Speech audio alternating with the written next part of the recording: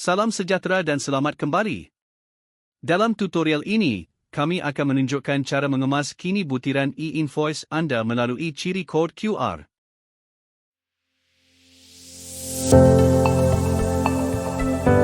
Pelanggan hanya perlu mengimbas kod QR daripada cetakan bel.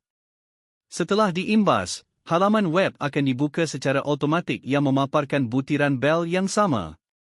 Pelanggan kemudiannya boleh memasukkan maklumat mereka seperti nama, alamat, nombor telefon dan nombor pengenalan cukai dengan cepat dan mudah.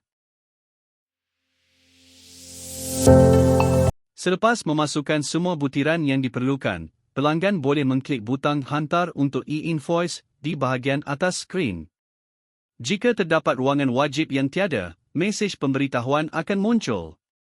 Setelah semua maklumat lengkap, butiran pelanggan akan berjaya dihantar.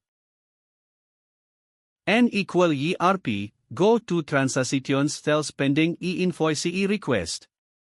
You'll see all the bids waiting for approval. You can edit or reject them if needed. Next, click E-Invoice, then generate E-Invoice. Once processed, the E-Invoice is created successfully. You can also send it to the customer by email.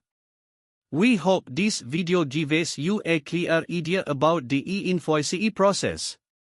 Thank you.